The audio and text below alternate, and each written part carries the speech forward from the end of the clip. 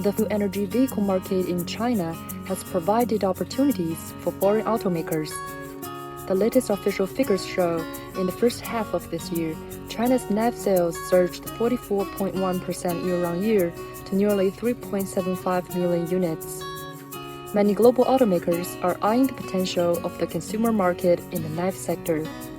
Der Volkswagen-Konzern verfolgt eine ambitionierte Elektrifizierungsstrategie.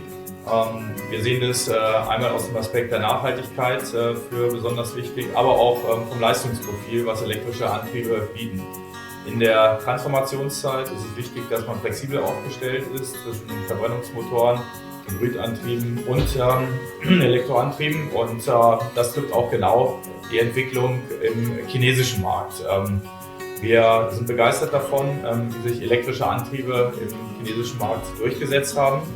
Und in diesem Aspekt setzen wir auf unsere Erfahrung im Volkswagen-Konzern, mit hoher Technologie und hoher Qualität Automobile zu produzieren.